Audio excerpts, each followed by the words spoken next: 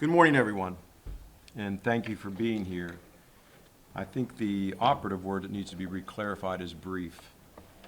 I've gathered all of you today so that I could have an opportunity to communicate with our families, with our community, and those who are extremely invested in the success of our children in the Howard County Public School System.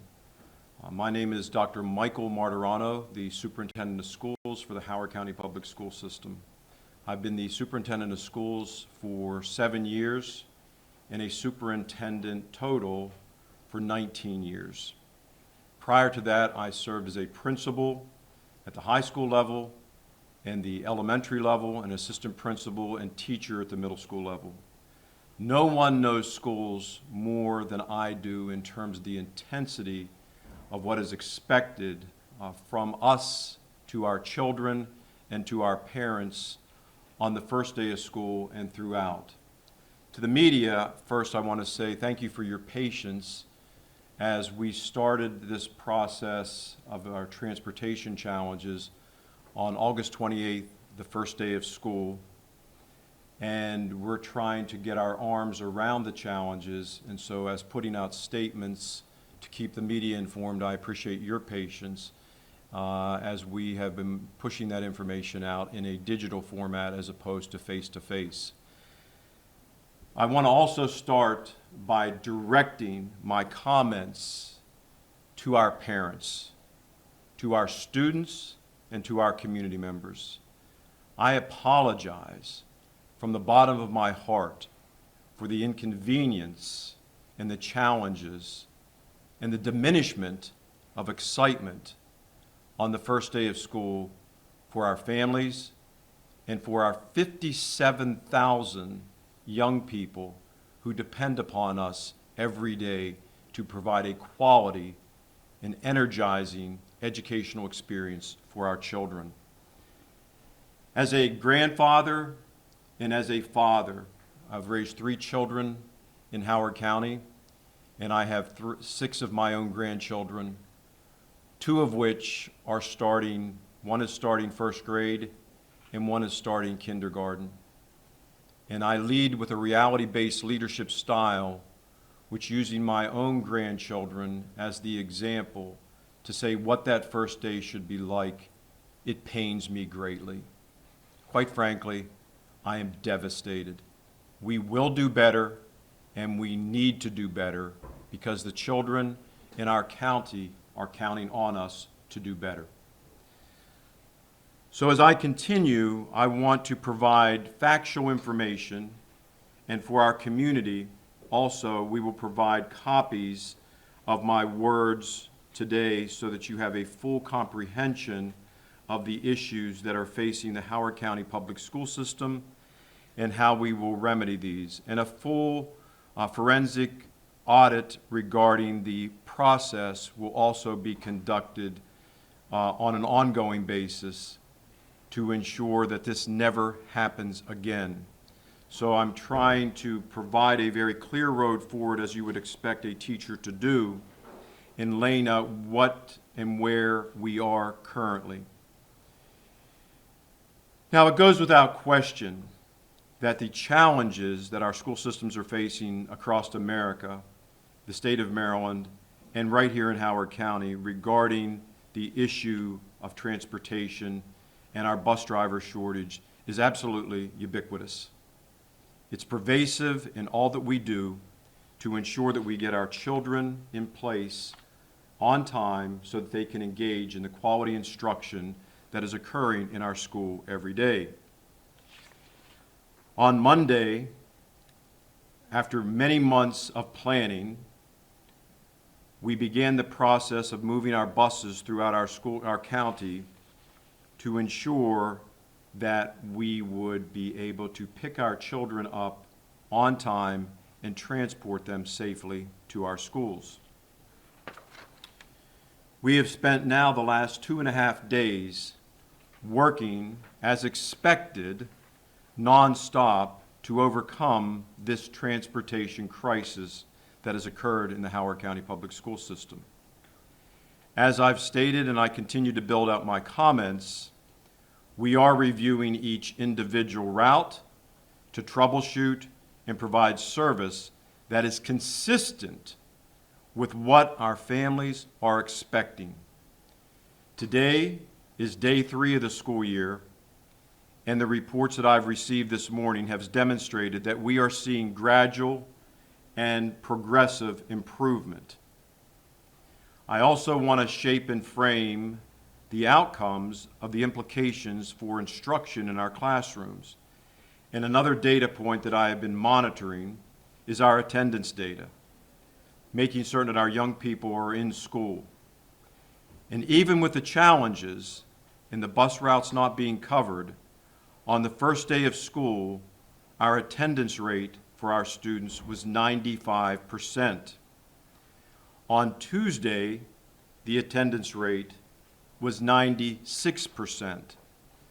Both of those data points are much higher than where we were last year at this time, and I'm still waiting on the aggregate information for today. And I say that and share that with you to say thanks again, and thank you and praise to our parents and community who were able to provide the transportation for our children when our transportation system failed. I also want to go a little deeper by stating that this year there were a number of internal parts of our organization that we were addressing to create a more optimal environment for our young people as they engaged in school. And the driving focus of this was our Board of Education making changes to the school start times to allow our children developmentally to have more opportunities to sleep, because we know the adolescent sleep cycles and children not receiving the sleep and implications that that has on a child's performance.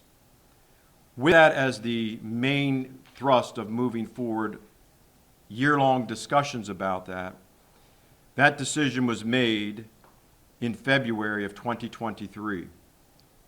Another moving variable in that was to be more efficient in our delivery model of transportation, as we have encountered a consistent level of bus drivers being short in vacancies every year to the tune of 95 to 105 each year. So I'm extremely pleased with our adjustment to the school start times, at the same time having a more efficient system for our transportation that failed on the first day. Now I want to talk about the avoidable errors that you understand in a full transparent way. That one, I have been meeting on this topic with our leadership teams for 6 months to prepare for the first day of school, with an implementation timeline, strategies to mitigate the impact of the driver shortages, and how we would prepare to start for the school year. And once again, unfortunately, I'm extremely disappointed that there were errors that could have been mitigated that were not.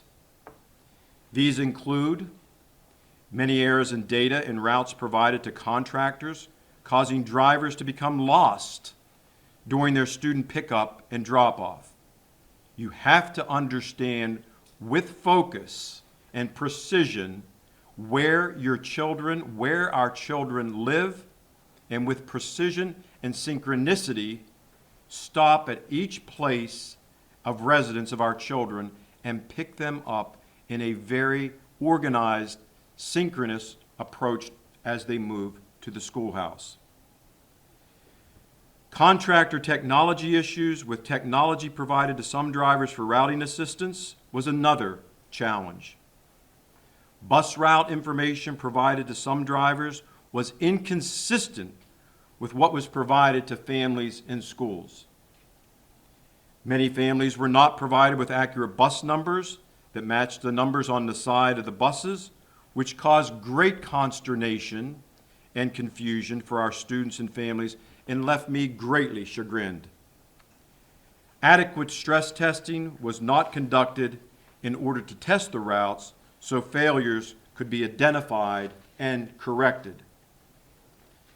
Communications with schools and families regarding individual bus routes, delays, was not done effectively. Combined, these challenges led to students, families, and staff needing to make many adjustments on one of the happiest days in our community. As I stated everywhere I went to the days leading up, Happy New Year. And that Happy New Year quickly turned into a dismal day for many of our families. Let me continue. As we implemented the new start times, we also knew that operating with 85 to 95 driver vacancies, like we did for the last several years, was not a sustainable model to provide transportation, as the new schedule would not allow for double backs, which means you drop off students once, your first group, and you go back into the community and pick up more students and drop them off. It is a strategy to address the shortage. So while we could manage in the past with a high number of vacancies, we can no longer do that, which is why the last 20 last-minute vacancies that occurred this week has led to temporary, and I do say temporary, suspension of those bus routes, meaning that I communicated with families and 20 bus routes were not being able to be covered because of the lack of the bus drivers. One of our contractors, which many of you are providing information on, Zoom, has many candidates in the pipeline who are going through training to obtain their commercial driver's license or CDL license. And while I have everyone's attention, if people are listening and want to work for the Howard County Public School System as a bus driver, we need you to communicate immediately with us through our HR office and our transportation office, because the vacancies exist and it is an ongoing process that I have to have people in abeyance to step in when a vacancy occurs if a driver does not show up, and I have to be fully scaffolded with the bus drivers to provide coverage to our 503 bus routes that have an individual curated route that needs an individual bus driver.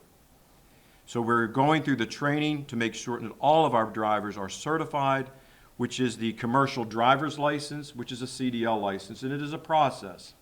Individuals are trained and they have to be certified, and we cannot accelerate that process by not having that done.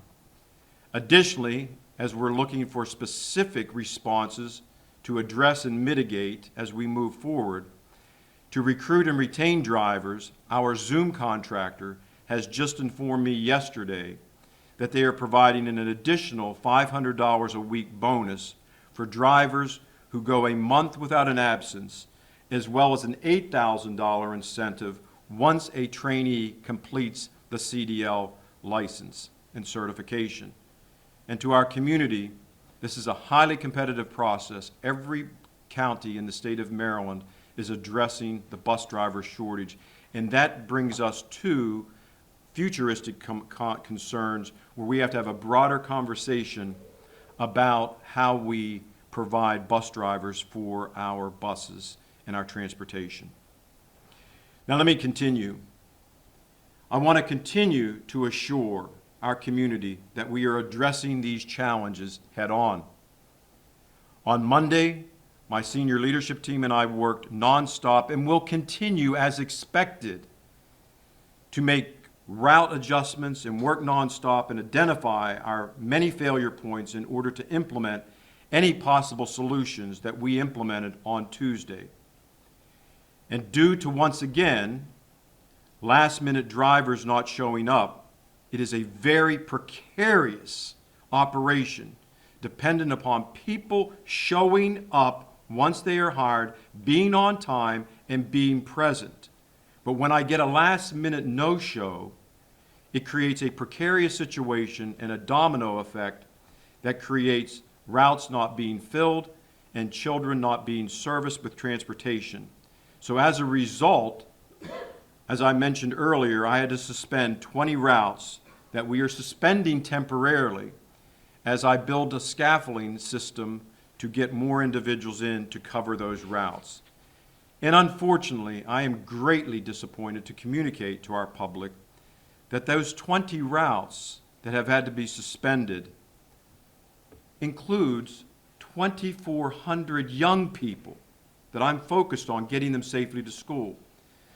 But I also want to share the kind of community that we are, who has been extremely patient and supportive with us. Of those 2,400 young people who our buses were suspended for transportation, I have disaggregated that data for their attendance, and still the attendance rate for those 2,400 was 94%. No thanks to us for not being able to provide the transportation, but thanks to our community members and our parents providing the ongoing support necessary to get our children in school where they would receive their education. And that's extremely important to me. We had bus drivers report to their lots an hour early over the last several days, put signs in their windows to match the bus numbers provided to families. And on Tuesday, we saw improvement, but we still fell short of what my expectations are as superintendent of this school system. We achieve and strive for excellence every day, and the system we have is capable of doing much better, and my expectations have not been met. Over the course of the day on Tuesday, we made additional changes that I think is significantly important for our families to know, that we are providing both paper and electronic route guidance to drivers so that they have a backup if the failures of the technology are occurring, that we are placing a staff member at each school to track and report back as bus arrivals and departures, and that is reported up to the system through me to my desk so that I know when every bus is arriving in our school system. We are troubleshooting every individual route that, as I stated, needs that level of customization and synchronicity as we're all orchestrated together to move the buses to get them to school on time. Overnight on Tuesday, staff worked to update and ensure that all routing information on buses matched up with what our families have and their paper backups in case technology and connectivity issues on buses failed. And some of these adjustments have had an impact based on the data from this morning. Only about a quarter of our buses arrived late this morning, compared to most of our buses arriving late to school on Monday. Now, that's still nowhere acceptable, but incremental improvement is occurring. And having stated this to you earlier, there is a level of expectation from a reality-based leadership aspect, and being a former high school principal and administrator at the elementary and middle school level, where it takes a certain amount of time to work out that synchronicity that I'm talking about. That usually ranges from a week to 2 weeks to get all of that working like a fine oiled machine. But because of these missteps and errors, that has put us back in terms of addressing what we define as one standard deviation from the norm, where we should be addressing those individual concerns, has been a broader issue that I've had to examine. So as we continue to move and we see the progress, we want to make certain it is reliable and well-founded as we implement, as we continue to work out the normal expectations that are expected during the first few weeks of school.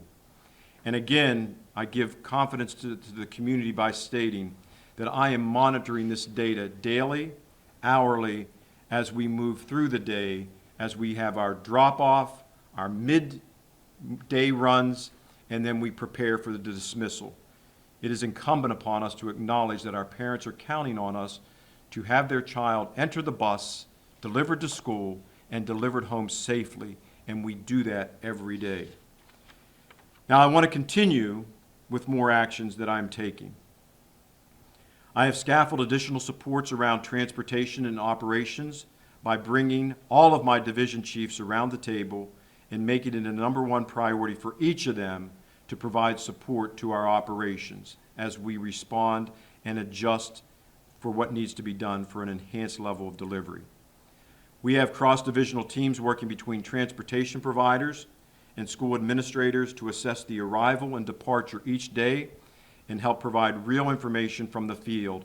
And let me thank, as I've thanked continuously, our parents and community, our administrators, our principals and assistant principals, and teachers who are on the front line being responsive and positive to our parents as we work through this. I want to thank them from the bottom of my heart.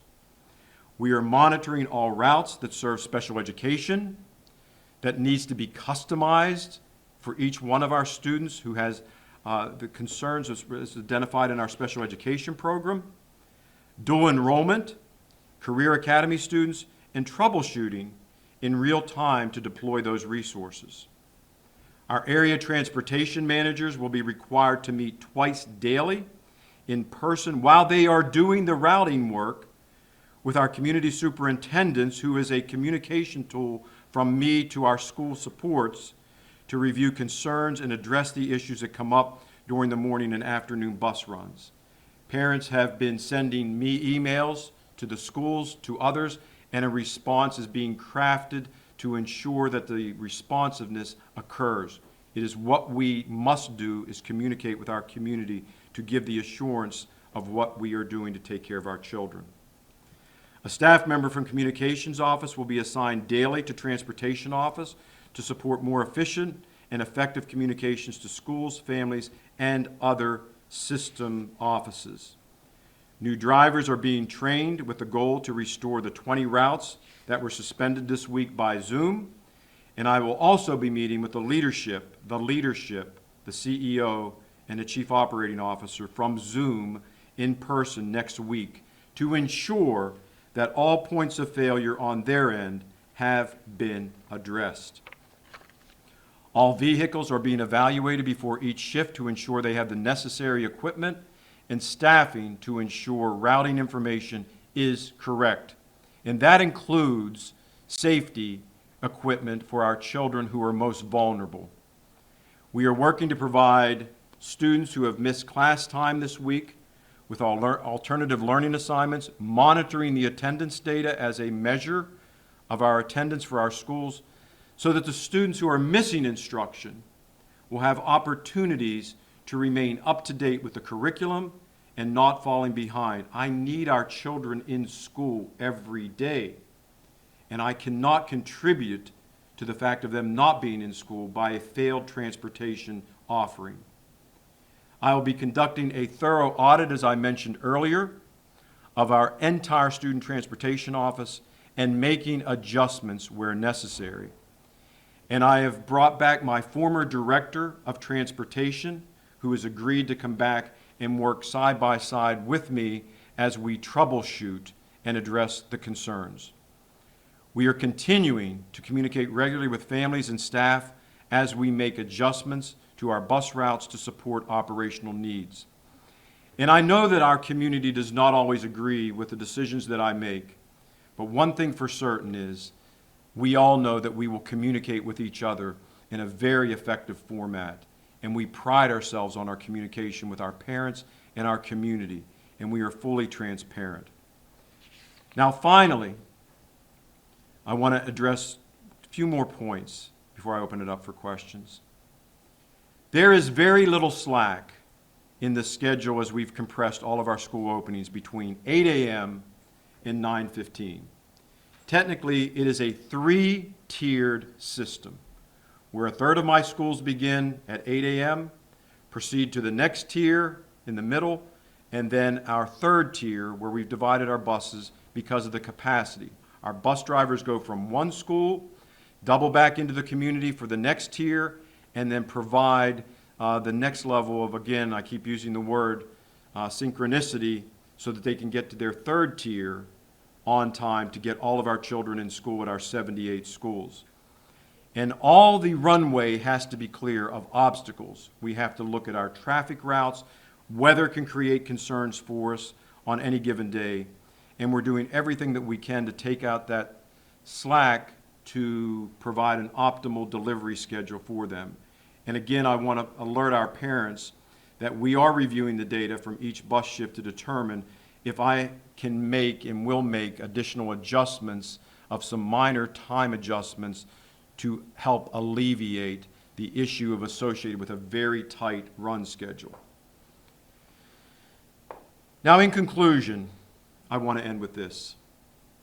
I'm incredibly proud of the resilience of our students and what they have demonstrated this week. I have received reports all across our district of happy children being greeted by happy teachers and staff, as it should be every day. The first week of school can be difficult, a difficult transition for students and families and parents. And they've handled this extra burden that is not their fault so well. And as a 25-year resident of Howard County, I'm once again pleased with our community's response to assist in the concerns created from our transportation delivery process and department. Considering that the rate of attendance is extremely high, we are overcoming those obstacles as we improve to address the challenges of the bus driver shortage and the logistical concerns. And again, I thank our parents, and I appreciate and lift up the resiliency of our young people. And as I stated earlier, this is personal for me. The lives and the safety and the well-being of our 57,000 young people rests with the individuals who oversee our school system and our schools. We employ over 10,000 individuals who work for the Howard County Public School System in a full-time or part-time basis, and their singular job is to provide support for the young people in our community, our most precious group of individuals, our students. And so if you can sense my intensity and my concern, you're well-founded. You're well-founded. This is unacceptable, and I know that everyone is dealing with their challenges on the first day. I recognize that. All of my superintendent colleagues across the nation have challenges with transportation. But we have a responsibility to make it right, to get it right, and to ensure the benefits that our young people are expected to receive in our schools are delivered every day.